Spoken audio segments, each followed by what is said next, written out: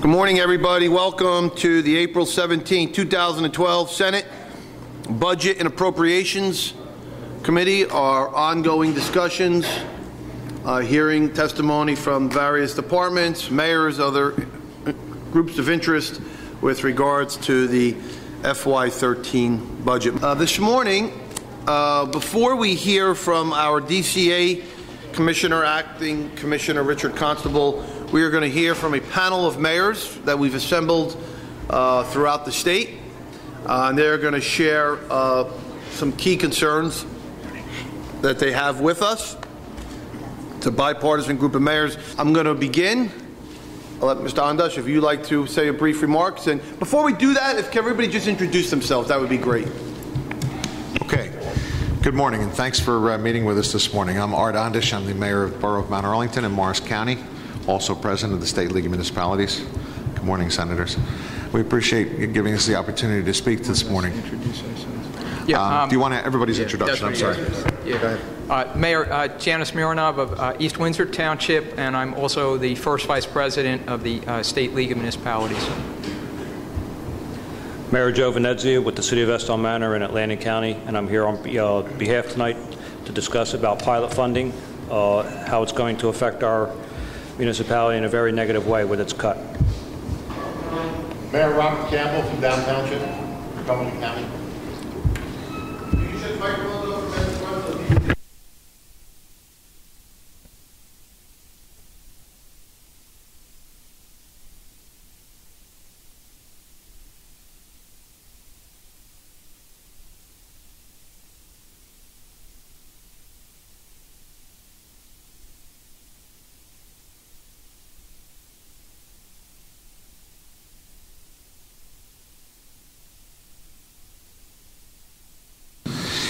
Well, I'm going to speak about the main topic that the League is focused on, as well you know, and we just had a press conference about it, is we're looking, as I testified before you before, to have the energy tax receipts returned to the municipalities.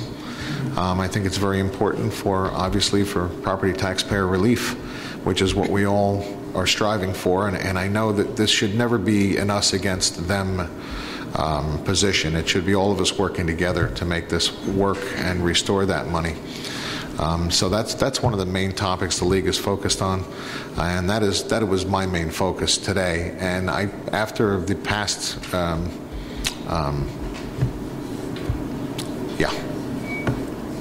dead spot. After the last time I testified, I wondered if there were other questions that came up about this that we can maybe clarify and come to some mutual understanding. So he said you should. Okay. Mayor Andash has asked that I continue, and I'm going to continue on the subject of restoration of the energy tax receipts. This is the highest priority for the State League. It's also, as a result, the highest priority for mayors and local officials.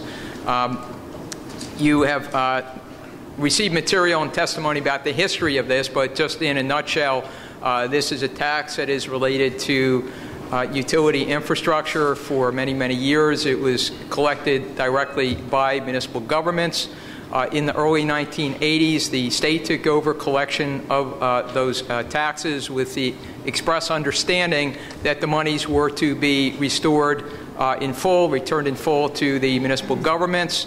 Over the years, administrations of both parties have skimmed the monies, using them to support their own programs and priorities and state budgets, rather than restoring them in full to towns. At this point, about half of the monies collected under that tax are kept by the state rather than returned to towns. And in 2008, 9, and then dramatically in 2010, the amount to the towns was actually reduced by significant amounts. Just to give you a case study, I want to talk about my town for a moment and how we're affected.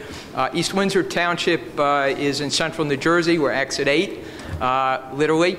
And town is about 30,000 population, 16 square miles. And over the past 10 years, we have been not received over $12 million in energy receipts funds that we felt should have come to the town.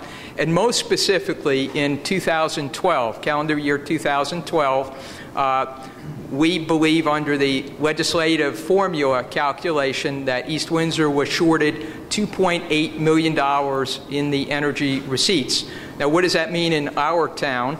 $2.8 million equates to 10 cents on the municipal rate, and on a rate that for 2012 is about 40 cents, you can see that is 25% of the municipal tax component for East Windsor residents. So it's a very huge amount of money and has stressed us in terms of cash dramatically, especially in the recent years with the economic downturn. And just to give you another significant fact that underscores the impact of not providing those funds to our town, in 2012, the municipal budget, and those of you who know how we approach finances in East Windsor know we are quite conservative, but in 2012, our budget was less than the 2011 budget. Taxes went up 1.7 cents.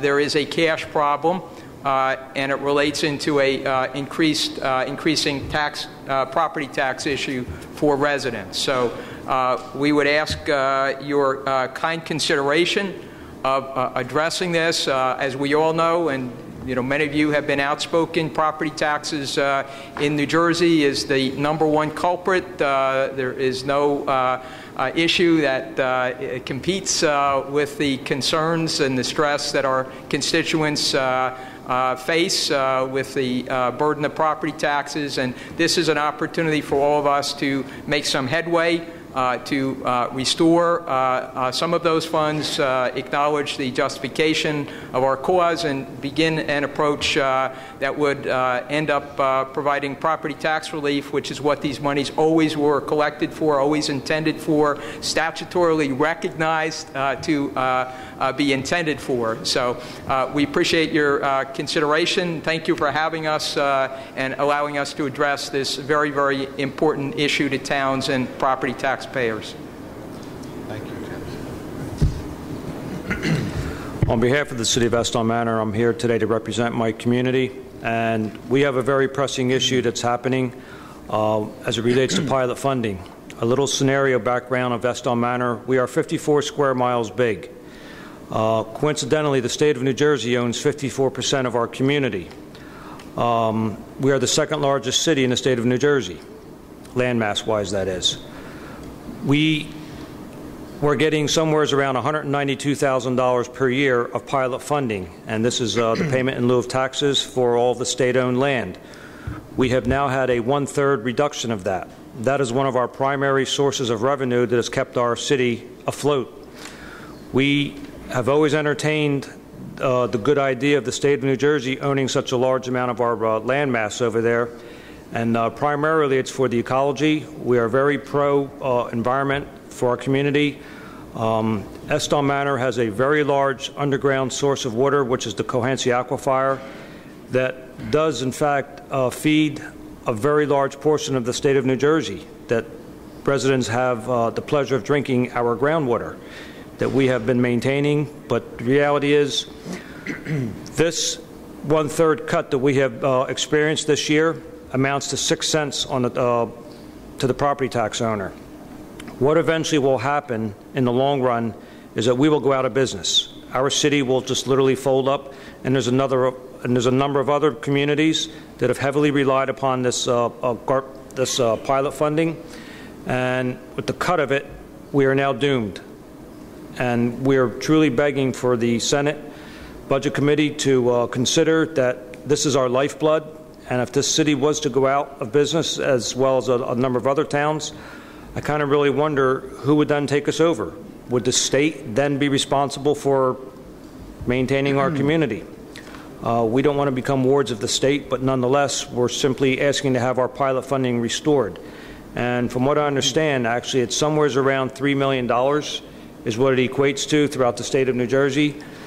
And when we're talking about a $32, $33 billion budget, $3 million is virtually nothing, but to us small little towns, the rural communities, it means a great sum of money. So we're very respectfully asking that this could be considered and passed along to the governor's office to have this money put back into place, because without this money, we are all eventually going to fold up. And I don't think that this is a good thing.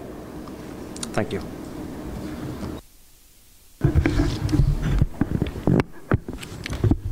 To follow up on Mayor Venezia's discussion about the pilot funding, Down Township is very similar to Estelle Manor. We have 54 square miles of area. We have 1,600 residents, and 75% of our community is tax-exempt recreation and environmentally preserved land. The one-third cut that was made 2 years ago represented about 50% of our operating budget in our township. A little background on the pilot funding. In the state, there are about 290 municipalities that did receive pilot funding before the cut 2 years ago. Only 4 received over $300,000 in pilot funding, one of which was ours. There are 22 municipalities that received between $100,000 and $300,000, and I'm going to skip over all the other ones in between, but there's 104 municipalities out of the 290 that received less than $1,000. The one-third cut didn't impact their budget significantly because their contribution was so small. As we speak, the NJDEP is eyeballing another section of our community that's going to equal about $9 million in rateables if it goes to tax-exempt wildlife preservation use. As Mr. Mayor Venezia, we would like you to reconsider the cuts that have been made and hopefully look at reinstating the entire pilot funding program, which, by the way, is only $9 million for the whole program. And I believe that Green Acres got another $140 million to purchase more land to make it tax exempt, and $9 million out of that Green Acres funding is not a lot of money to sustain the communities who have opened their arms to the environmental movement and said, hey, we'd be happy to have you here, but someone has to help us pay for the infrastructure and the maintenance of our communities. Thank you. Chuck Chiarello, Buena Vista Township in Atlantic County. My statement is brief. I'm here to speak about the energy tax receipts. I just want you to understand the size community which I come from in Atlantic County is a rural community, 90% pinelands, and over the last 10 years, the energy tax receipts have had a $5 million impact on our rural community. It's a lot of money when you don't have any possibility of growing. And, you hear the word that's been used in the papers lately about skim. Well, when I was brought up, skim meant taking the cream off the top. And in this particular situation, this is hurting the municipalities in being able to accomplish what's rightfully ours. And that's my statement. Thank you.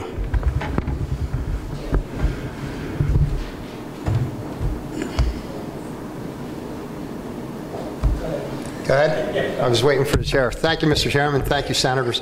I'm Paul Medani from Deptford Township, and of course I support my league officials on the ETR and the CompTRA, and I won't go on about that because you're going to hear about that, and they have our full support. But I'd like to take the opportunity to talk to you about a couple other mandates and cost drivers. Of course, some of them are always out there, COA, and other ones, but there's some other ones that I don't hear much talk about that are cost drivers for us in Deptford, and I'm sure they are for other local municipalities, like workman's comp reform, tort reform, lawsuits, legal fees. There are things that we need help with at the local level legislatively that we can't really control at the local level. There's other things. Oprah. I've been following the Oprah legislation, and it doesn't get a lot of play out in the public because people don't understand what Oprah is, but I'm here to tell you that my township clerk probably works on Oprah at least once a day, maybe twice a week, That's 16 hours worth of her time. So that's another thing I'd like you to carefully read and carefully consider the effect that it comes down to that hurts us at the local level. Look, let's face it, we're all down. Every mayor in this room either had layoffs or hasn't replaced people because of retirements and attrition. And, you know, we're trying to maintain services for our residents, and it's difficult. And anything that the legislature passes with unintended consequences has a dollar attached to it, and that hurts us. We have also the Permanent Extension Act I wrote down. I have police officers in my town retiring at 45 years old that I have to pay them lifetime benefits for the rest of their lives. I can't control those costs. I have millions of dollars in anticipated sick time that I have to pay out to employees. We certainly need help with that because we can't control that at a local level, either because of arbitration rules, state legislation, or whatever. So that's what I'm here to speak about. Thank you for listening to me. I know I was supposed to be brief, and again and again and again, ETR and CompStore certainly is a big issue, and we need help with that. Thank you. Thank you. Good morning. I'm Sophie Hyman. I'm the mayor of Gloucester, Bergen County, and I want to thank Senator Salo and all of you for giving us an opportunity to share our concerns with you. As a mayor, I am constantly being asked why real estate taxes go up while services at best do not improve. My constituents do not want to be told that it is not that costs are going up, but that the revenues we have been getting from the state have been getting smaller and smaller. That's because the CompTRA and the energy taxes are being confiscated by the state and not given back to the people of Gloucester who have provided the services necessary to generate those taxes.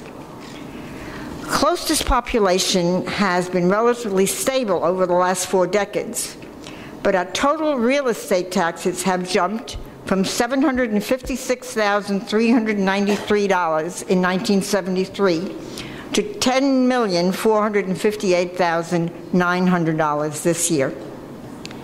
A portion of that is covered by cost of living increases. Another portion is the increased burden, as previous mayors pointed out, of OPRA and JDP regulations and other mandates that cost us a lot of money. But that's a story for another day. The largest change in the ratio of the difference between today's real estate taxes and yesterday's is the portion provided by the state and that of decades ago. There is no question that what the state now calls state aid is actually money that belongs by statute and indication to the municipalities. The state itself acknowledged that for many years, labeling those revenues local franchise and gross receipts tax, bank corporation tax, business personal tax, replacement revenue, and other such titles. It separated those revenues from those named state revenue sharing as a direct result of the state tax. Fair enough. But those revenues were generated by Gloucester real estate and Gloucester services that provided for the maintenance of the utility lines and the utility buildings for which the state collected the monies. I'd like to show you how that has changed over the years. In 1973, Gloucester's annual expenses were $1,644,202. The total real estate tax burden was a mere $756,393. Our local revenues, enhanced by a generous interest rate on capital and active building programs at that time, added up to $820,000. The rest came from the state in energy and CompTRA funds, with only $30,016 labeled state aid. That meant that some 40% of Gloucester's funds to offset our expenses were realized from the energy and CompTRA funds. In 1980, closest total expenses were $3,132,856. And our real estate taxes brought in $1,468,682. What the state labeled at that time franchise and gross receipts, business personal tax, and bank corporation tax added up to $826,881. What the state called state revenue sharing netted $71,807. This was still some 30% of the total budget. In 1990, the figures went down. I'm not going to bore you with all of them, but at that point, the state support was only 20%. In 2000, closest total expenses were $9,330,000. Taxes accounted for $1,482,000. Tax relief at that time was $322,129. At that point, all the Comptroller and energy taxes were labeled state tax relief. And that was for a total of $1,804,000. And this year, to offset our $14,246,000 budget, the energy receipts tax the state is allowing us to have is only $1,491,991. With the additional state aid of a great, generous $13,569, this is barely more than 10% of the total.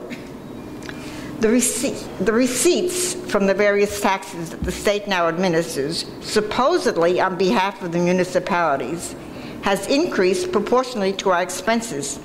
Had that figure remained stable, it would have continued to offset our expenses in the same ratio as it did 40 years ago, and we would not be the state with the highest real estate taxes, but rather one that would welcome new businesses and residents with a low property tax and a well-maintained infrastructure.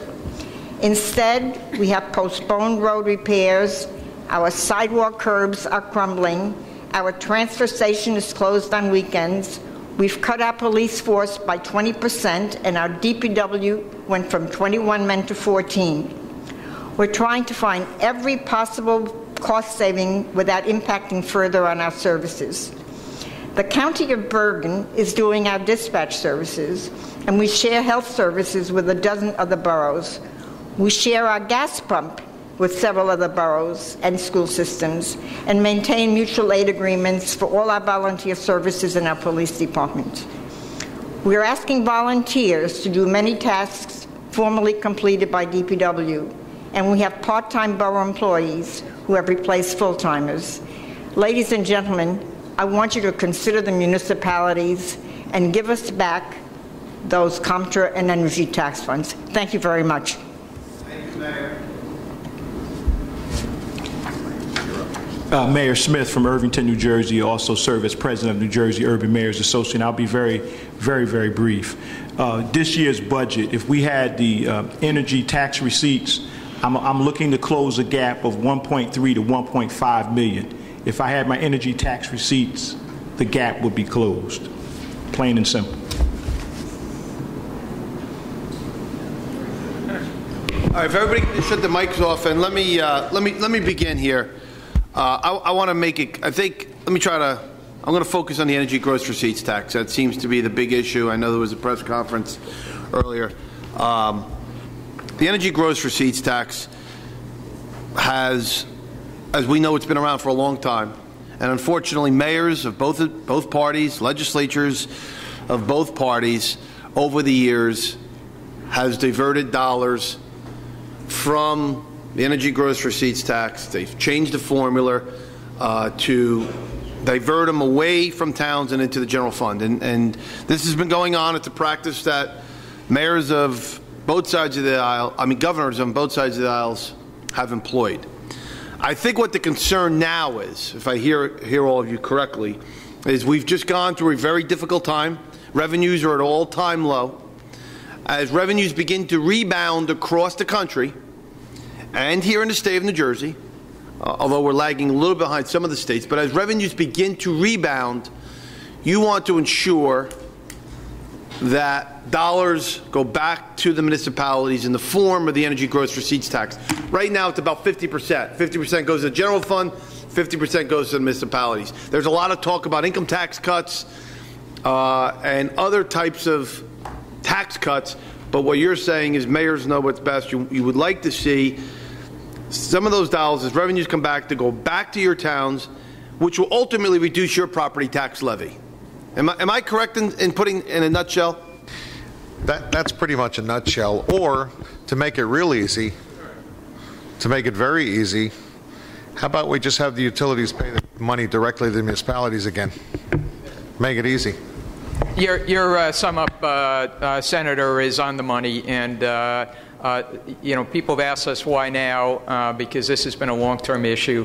The diversions have increased dramatically in recent years, and now with some rebound, and the fact that property taxes still remain high, and as you've heard, they're growing, the time is appropriate, and your sum up certainly does reflect what we're seeking from the committee.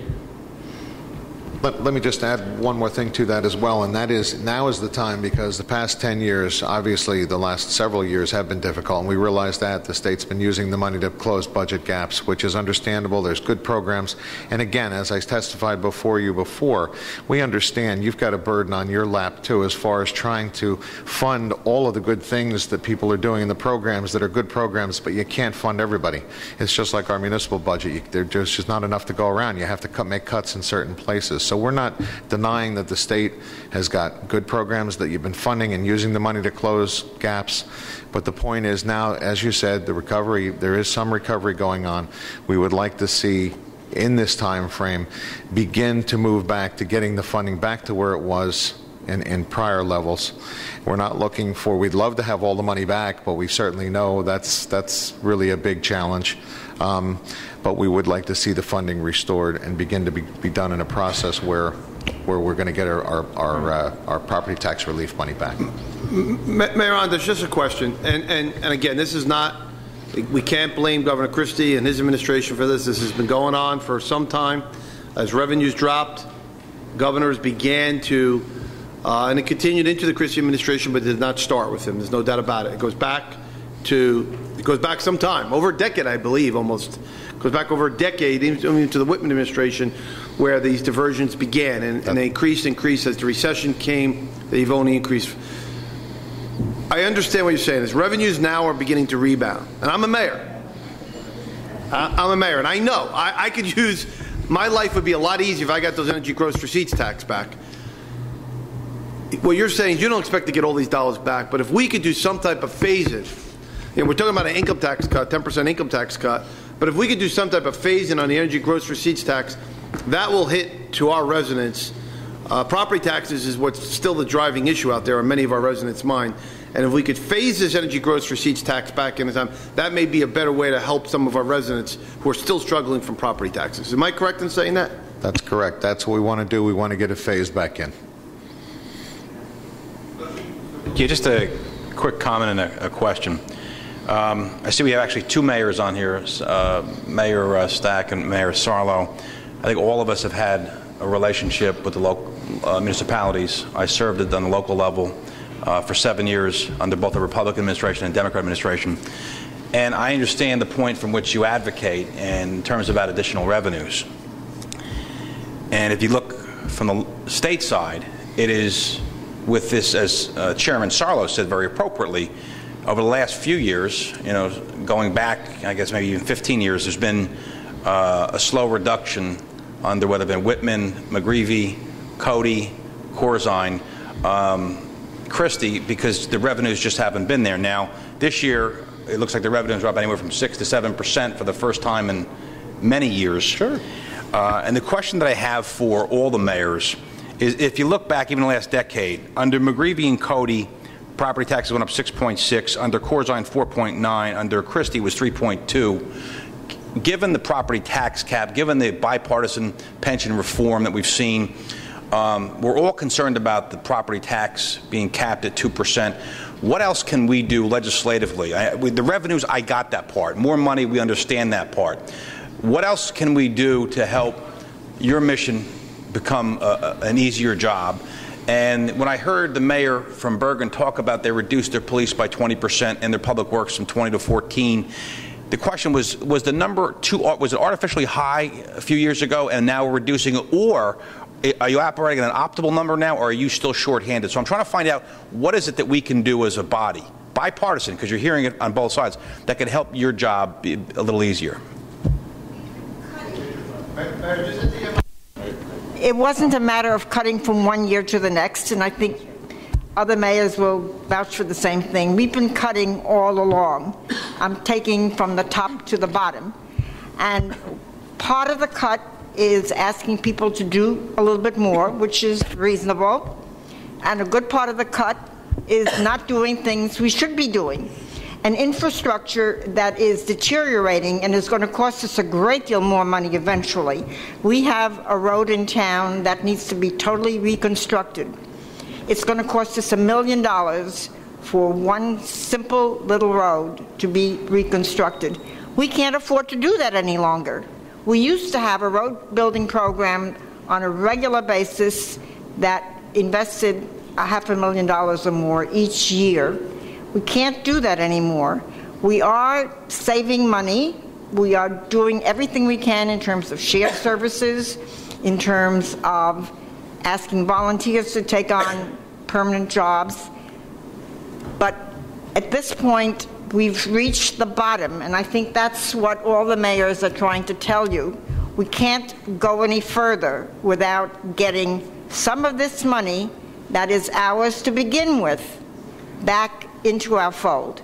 And I just want to point out, not only are those Comptra and energy funds ours to begin with, but we are, even today, even though we're not getting the funds back, maintaining those properties at taxpayer expense, at property taxpayer expense. We've had 2 major storms in New Jersey over the last 6 months, and they brought down a lot of electric wires and a lot of trees, and it was our borough's expenses that covered some of those repairs, and the state collected the taxes.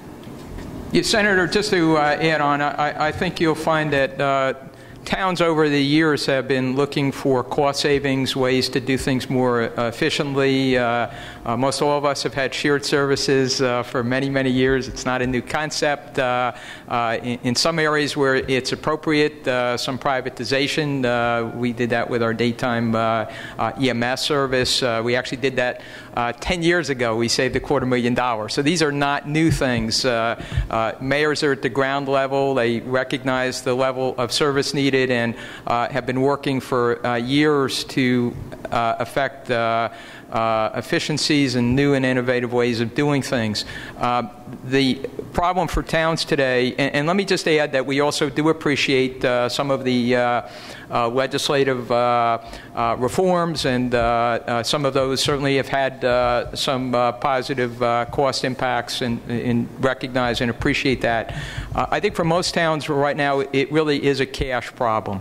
We're at a point, my budget, for example, is $1 million less than my 2009 budget. We keep very tight. But taxes are continuing to go up even when we spend less. It's about cash. And so while we appreciate the question, the primary thing that can be done for towns today is to identify and recognize that the energy receipts are and were intended to be municipal funds, to be intended to be used for property tax relief, and to begin a formula, a multi-year formula. We understand the money isn't all there today. We've never asked for that. But to recognize the need to begin this process, to use this year's budget to restore some of those energy receipts to towns and to property taxpayers locally, and to come up with a multi-year system whereby this is the new norm, so to speak, in the terms of others here in Trenton, which is that monies that belong to municipalities no longer be used to support the state budget at the levels that they are today. But that's really the bottom line issue. It's cash. If I may, can I add one more thing? one more thing that we appreciate is the fact that any legislation you're coming out with, considering the impact on the municipalities.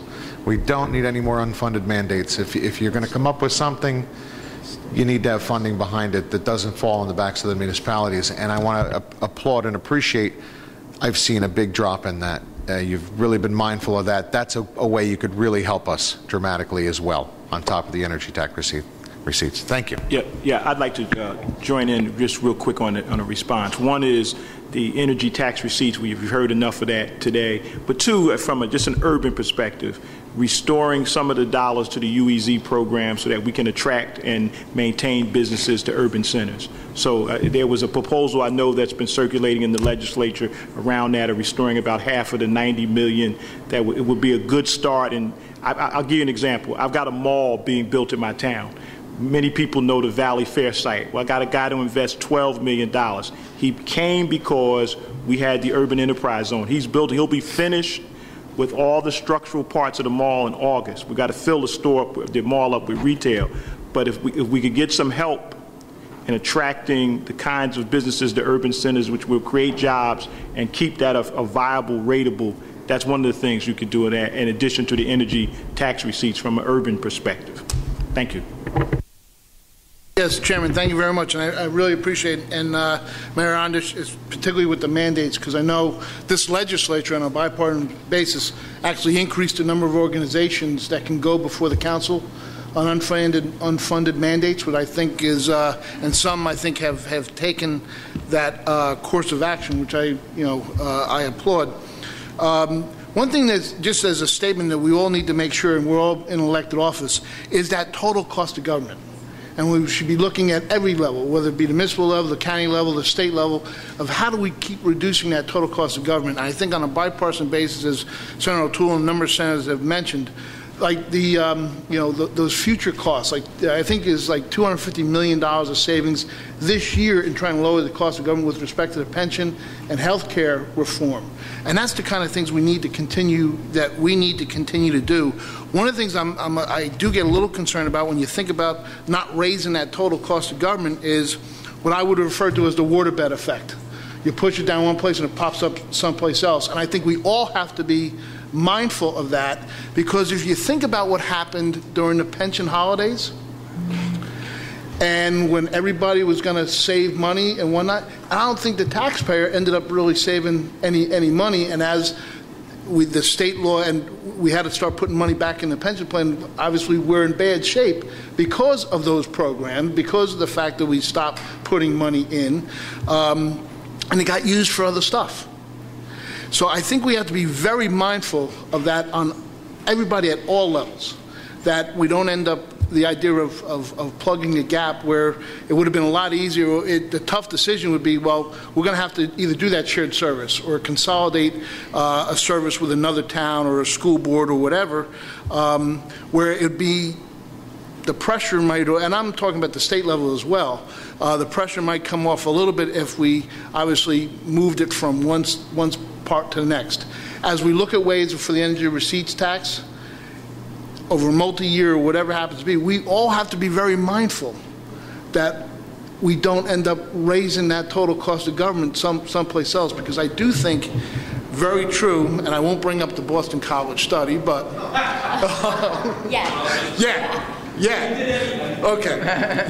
we have to make sure we're not tracing that capital out of New Jersey, because that capital equals investment equals jobs. So I just ask everybody, be careful of that waterbed effect, that as things get pushed around, it gets pushed down one place and it pops up someplace else. And I'll give it, that example I'll use is those pension holidays. Cost of government didn't go down in New Jersey, alrighty? So, Chairman, thank you. And I think we all need to be mindful. I mean, listen, as legislators, there's certain regulations and laws we put in place for those who kind of take advantage of the system. But we have many mayors, many of you sitting here, who are great managers and know what's best for their towns and do not abuse the system. And I know Closter very well. And I implore you to drive through Closter and what Mayor Hyman's doing with very limited resources doing the best they can with very limited resources and providing some pretty good services to the people of Colchester. Of course, the taxes in Bergen County are quite high. I mean, it's unfortunate, but I think we all have to be mindful, though. Many of our mayors are taking guidance and are doing what they can and have been really cutting back as far as they possibly could. But at the end of the day, they still need revenue to support even the barest bone services. And I think it's incumbent upon us to keep that in mind. We're doing a great job of cutting. We're telling everybody to cut, but at the same time, there is that still basic level of services that residents demand. I'm sorry, I committed to Senator Van Drew and then Senator Senator Bucco. Senator Van Drew, then Senator Bucco. Thank you, Chairman. I would kind of file this under, we're all in this together, and I really mean that. And as a former mayor for a number of years and a township, I was involved in local government for a long time. When you all send letters to my office and say, gee, we got to restore the energy receipts tax and some other things, I always say absolutely. And by the way, I remember, I'm around long enough now, when the state said, you know what, we got a better way of doing energy receipts. Instead of giving it directly to the towns, you're going to give it to us, and then we're going to disperse it out to you, but you're going to get all of it. And quite frankly, that's when I knew we were in trouble. I remember, you know, and again, for my folks that are from the rural communities here, I remember when the pilot funds were put in place, because what we say to these towns, so everybody understands, is, look, we're going to take 50, 60, 70%, in some cases 90% of your rateable base away from you. You're never going to be able to do anything there. But we want you to support this program of open space, and we do. It's good, Green Acres. But because this happens to you, and because you're not even going to get tax revenue from vacant property, we're going to give you payment in lieu of taxes. And we promise that you're going to get that. So environmentalists and mayors and Republicans and Democrats came together and said, we're going to support that program. It's a good program, and it is a good program, and I still support it and would vote to do more of it. It's the right thing to do for New Jersey, to save the aquifer, to save our open space. We're the most densely populated area. But then we take their money away. Then we take the money away that we had promised them for losing their rateable base. It's truly unfair. Talk about folks that are doing as much as they can with virtually nothing. Their budgets are mind-boggling, and how small they are, some of them, and how tight they run it, and how little their services are. And some of these folks are not kidding. If they get squeezed much further, they're just not going to exist, and we're going to have to come up with something with the state. And for my friend from Irvington, you're right. UEZs, if they're run correctly, and that's a big if, and there has to be a test that they produce jobs, that they produce, you know, full-time and part-time equivalents, that they leverage money in the private and the public sector, they're important to have as well. And we advocate and fight for them. And right now, in a bipartisan way, we're working with the governor's office to try to restore this program. And the point I'm trying to make is, sometimes we all now, as somebody who's had the experience in local government, like our, chairman and like Senator Stack, who's there, we make decisions that impact folks, quite frankly, in ways that we don't understand sometimes. And we have to be really mindful of that so that we're not hypocritical. We want to tighten belts. We have to tighten belts. You have to tighten belts. I agree with the cap. And I also agree with you, we have to stop with the unfunded mandates, and we are getting better. We can't expect you to do even more and say we want you to even tighten up more. It's not fair. So that's what I mean by we're all in this together. So, I support, if we can, get back into a process where, in plain English, and then I'll shut up here, but in plain English, where we keep our word. When we say we're going to do something in state government, that we actually keep our word and do it. And that's what that's about, whether it's UEZs, pilot funding, energy receipts, all that. I have one quick question, though. I want to make sure I understand this right, and I spoke to the treasurer about it. When your energy receipts, statutorily, they're supposed to go up, correct?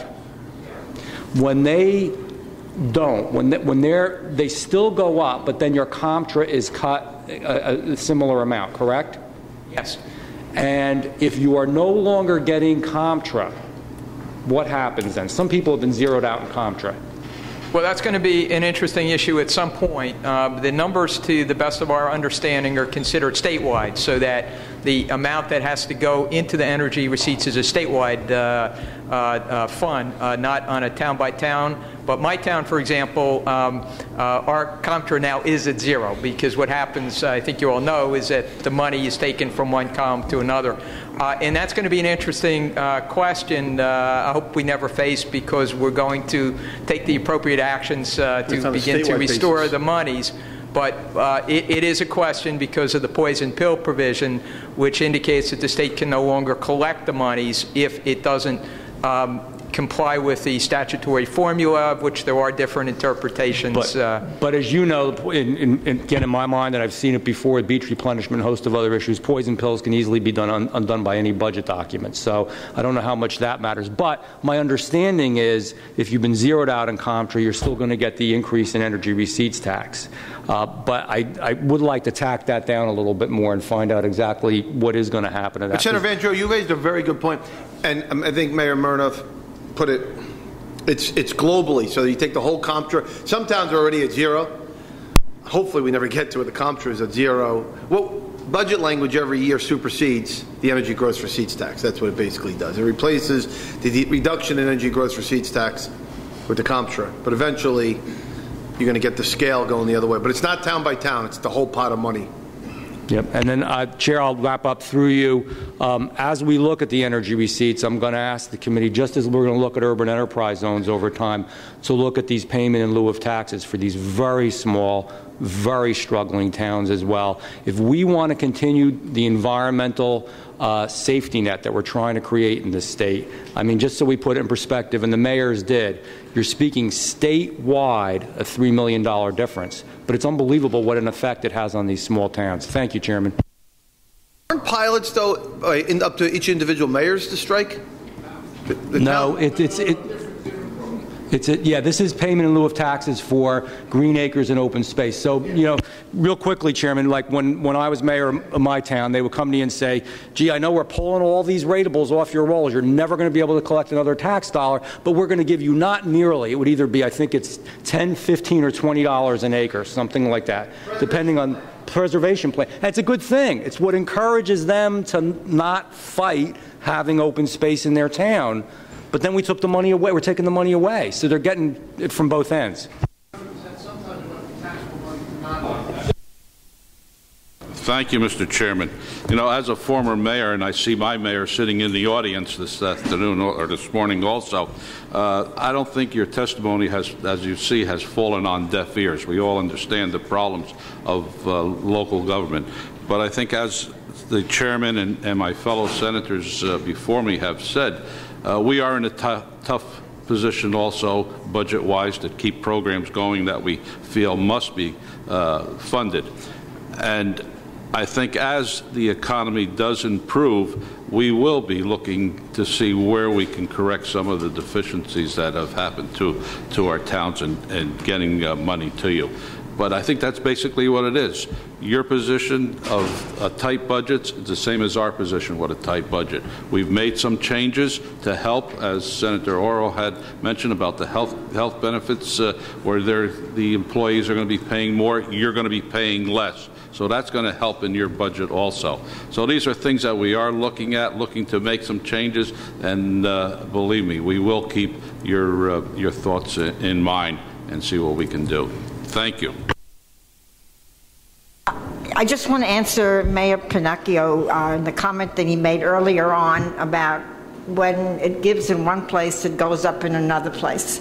There's another answer. You can cut some expenses. We've done that on the municipal level, and I'm asking you to consider some of these on the state level. And the one that I find most onerous is the NJDEP and the burden it is placing on the municipalities. First of all, in terms of your state budget, it's costing you a certain amount of money, a good bit of money, to support the NJDEP. And I'm not faulting everything they do, but the regulations that they enforce on the municipalities are unbelievably onerous. We have a small tract, a quarter of an acre, behind our DPW that tested slightly toxic 20 years ago. It's cost us $200,000, and we still haven't gotten clearance from the DEP. And you can multiply that by almost every municipality in the state that has a story like that. Every park that's been closed, every recreational facility that can no longer be used. Just think about what that one agency is doing for the state, and then multiply it by some of the other things that you have control over by setting a budget that allows these things to happen. Thank you, Mr. Chairman. One thing that came to mind while you were speaking there is also, in the last week or so, there's been a lot of discussion and controversy about towns charging fees for municipal services. Are any of your mayors here today doing that? Are considering doing that? Because I have to say, you know, myself and Senator Sweeney both are working on legislation that we're not really that enthused about the fees being charged when it should be in the tax rate. I believe it was the city of Passaic was the one that was well, I don't know recent. if any of your towns, Mayor. We're not. No. I'm pleased to see that you're not doing it. Thank you. I think that's coming out of creativity. If I could just make two observations quickly also on this subject. The first one is with no disrespect of any sort, but two things to remember about municipalities. Number one, we have to pay whatever bills we get, whether it's pension or anything else. We have to pay them. We don't have any option, or we can't pay a part of it. And the second thing to remember is, aside from the property tax, we really have very limited means to obtain revenue. And so I think those are two important considerations in looking at our concerns and requests on the energy receipts restoration. Chairman, can I just say one more thing? You asked what you can do to help us as well.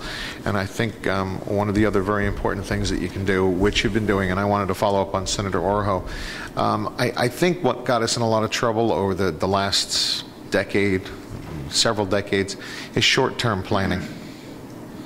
I think it's very important that everybody sits down and comes up with a mutual long-term plan that just you have continuity and you get things accomplished, because too many times you kick the can down the road just a little ways and then you're facing the problem a year or two later bigger than it was when you could have come up with a solution earlier. So I think the successful municipalities and the successful organizations seem to have a long-term plan. So that's another thing that would be very, very helpful, and I know you have the ability to do that. So thank you. And I think we have one mayor that, yeah. The microphones in the back are working now. Microphones are working in the back now. We're working.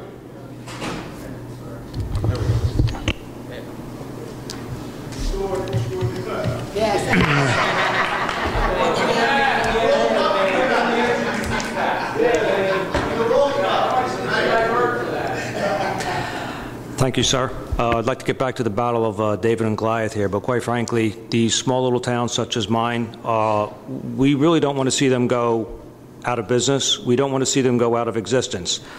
One thing I would like to say is that I'm sure that the overwhelming lion's share of all 120 legislators support Green Acres.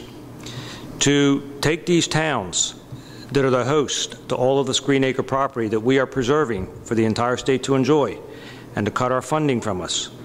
I am looking at a piece of property right now that's 5,000 acres that is somewhere within the negotiation process of being sold to the state.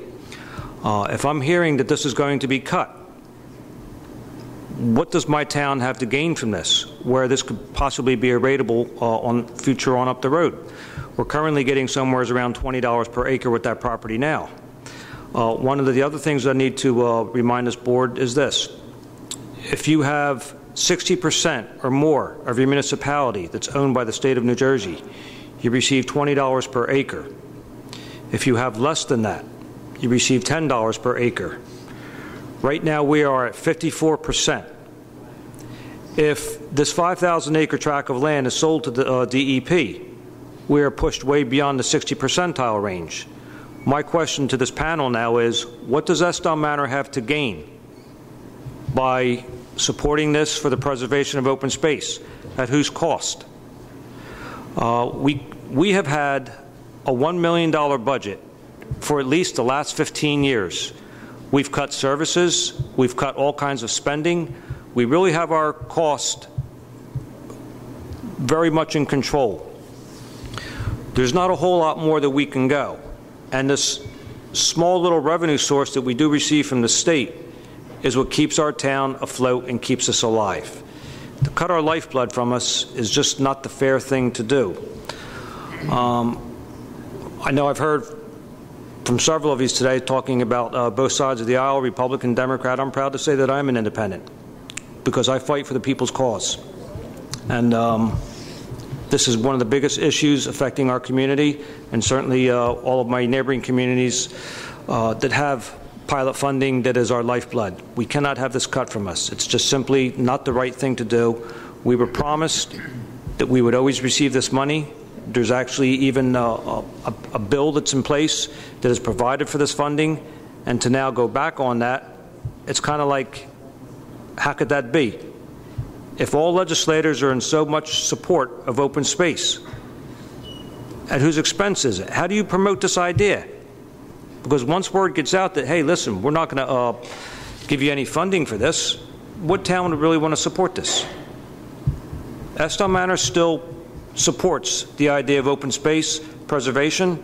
We're all about the ecology in our community, and that's nearly every person that lives in my town has moved to Estill Manor for that reason, because of the environment, because of the rural flavor of what we have to offer our people. If you have to have 5 acres, 10 acres, or 25 acres to build a house on it, nearly every single house has its own private little park setting. This comes at a cost to us, and we are willing to pay that. But to now take this funding source away from our municipality is not the right thing to do. And finally, I would like to say this. With the 54% of the ownership that the state has in Estill Manor, I've got to tell you that because we are a rural community, our Public Works Department is constantly always picking up trash. People are throwing their televisions, throwing away discarded items, furniture, you name it. We are there to pick it up on state property. We are keeping our environment clean.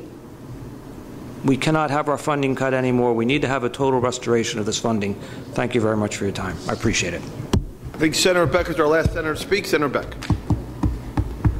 Thank you, and I appreciate all of your time today. And the first is a statement, and the second one is a question.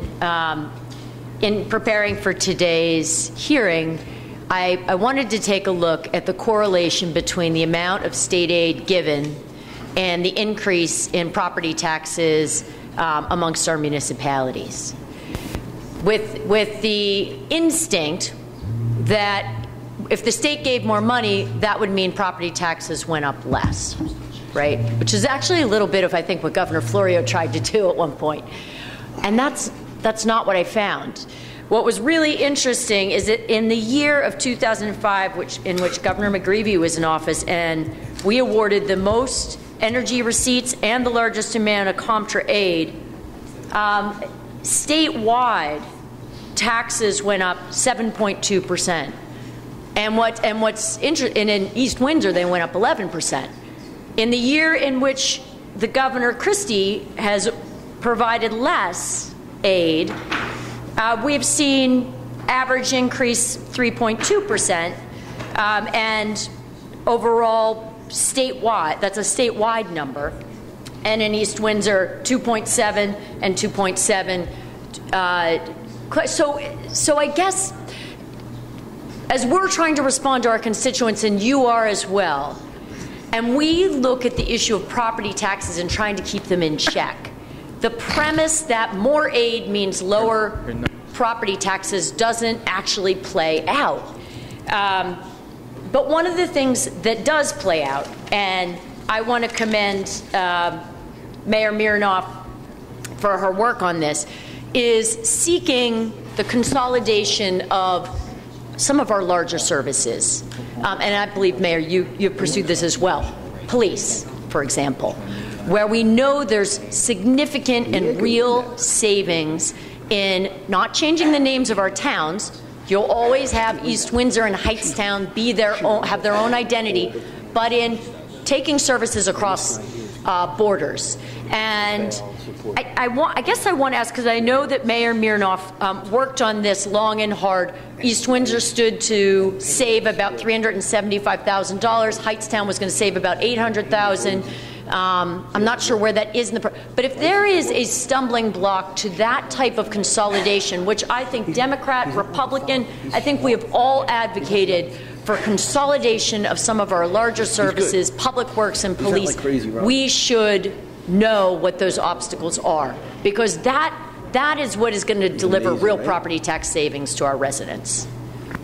Okay, I assume that's my opportunity. And Senator, we have a history of working well together, but I must first suggest that your numbers are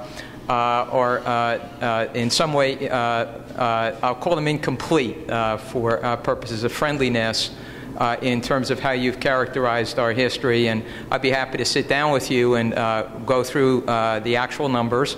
And if I might just add on, before I address your other question, the largest tax increase in certainly our recent history, we had flat taxes for many, many years until money began to be taken from the town in larger and larger numbers. In 2010, you will find that there was a huge tax increase in East Windsor after $905,000 was taken from the town in the middle of the year, I might even add, which threw us into extreme concern, to say the least.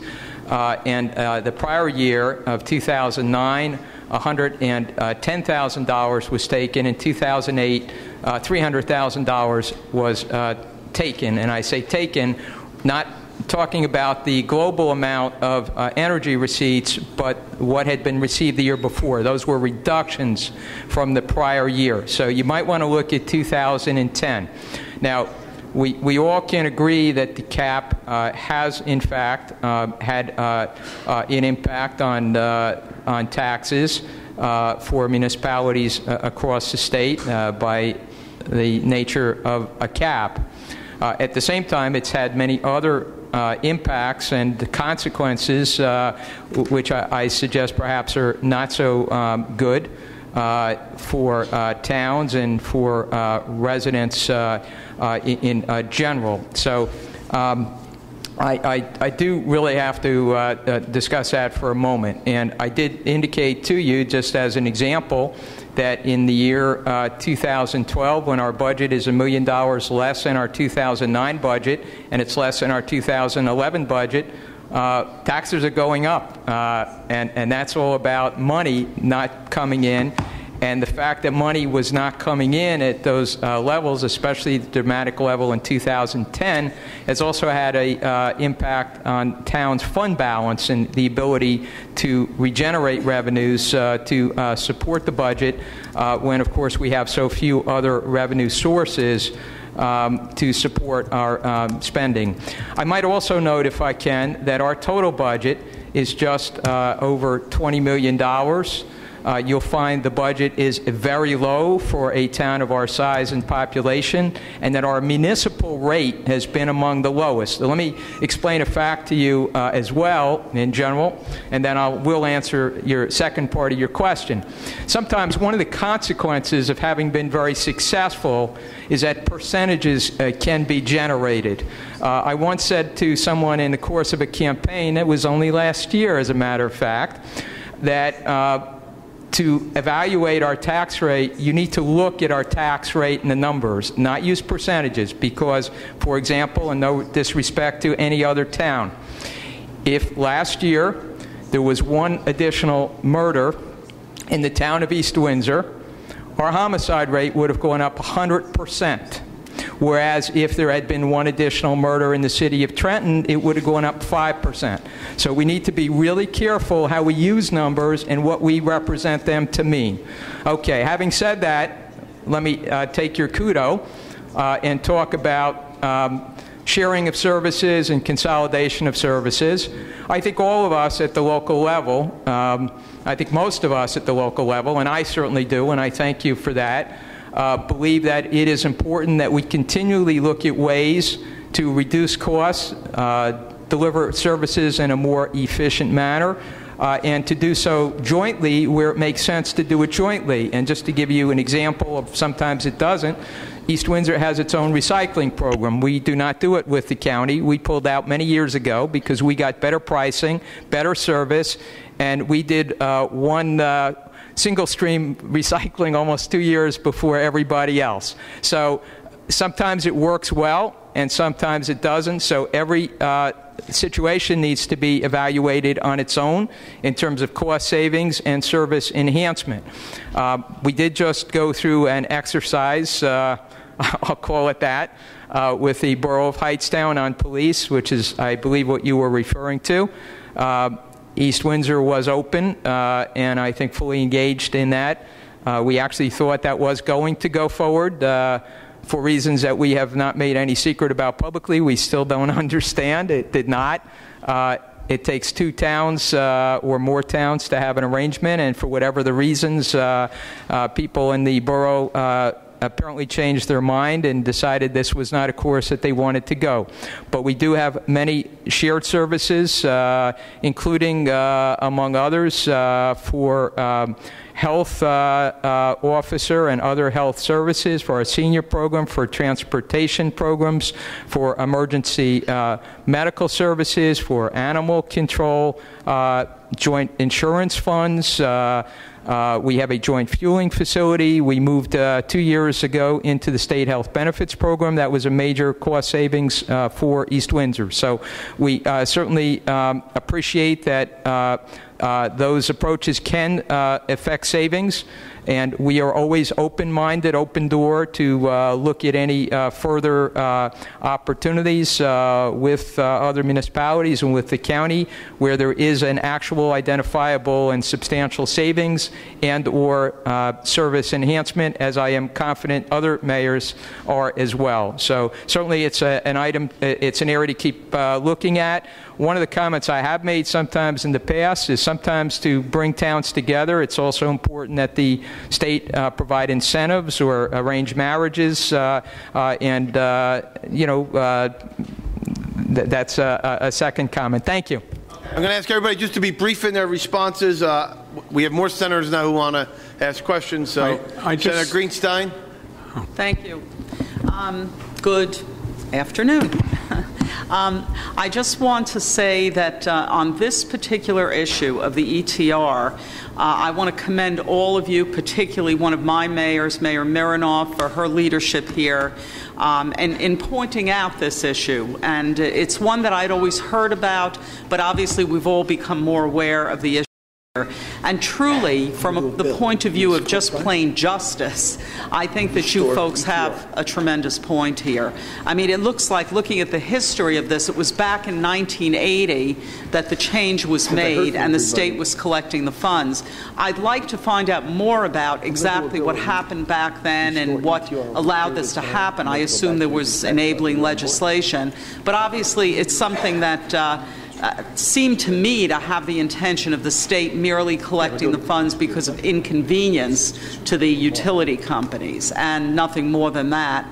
And the money was supposed to be local money. It is true there are many things we can do to lower property taxes. Everybody locally, statewide, can look to cut costs. We have the plan that the Senate President has out there right now. So many different ways to help with property taxes. But strictly looking at this from the point of view of justice, I would have to say you all make a very good point, possibly even a good legal point. Even though I'm a lawyer, I'm not going to judge that because I don't know the whole history intimately. But it does seem to me that you make an excellent point here, and it's one that I'm glad you're pursuing. And I do have a number of bills in on this. You know, we've tried to get out there and see what we can do, and I'm so glad there's a discussion going on right now. Senator Ruiz? Thank you, Mr. Chairman. Thank you, Mayors. I just wanted to just highlight a point, and I think Mayor Smith alluded to it. While we're focusing just on the energy tax lens or viewpoint, and I think some of my colleagues have mentioned that we can't correlate certain cuts with the direct alignment of property tax increases. But what I will say that while we are all looking to cut our budgets and share services and grow at that, in the words of another colleague that I shared in the background, is that we must be very careful as to when we cut, because it's not in one component. It's percentages across the board to different programs that are truly positively impacting the infrastructural budget of our local municipalities. And all those coupled together then can certainly create a tax increase for our residents. So we have to keep moving ahead to ensure that families are not the ones at the end of the day that get stuck with footing the bill. Senator, just a quick comment in regards to the ability. It was mentioned by Mayor Ondish about planning. We cannot plan for roads that need to be done. We cannot plan for equipment that needs to be purchased. And certainly there is some statistical arrangement that can be shown that because of the cap, we're not spending as much increase-wise, but at the same time, we're inhibited from doing our job and doing it the best way we know possible. We can't plan for fixing up buildings and doing other things that are necessary for infrastructure. And I think it's important that that be noted, because we're trying to do our job in the most conservative way possible. When the storms hit South Jersey a couple of years ago, 2 years ago, we had 2 very bad years, and we actually floated FEMA's money through our budget for almost 2 years until we got the money paid back. And that put a big impact on our local economy. So I just wanted that to be said. Senator Palacio, do you want something?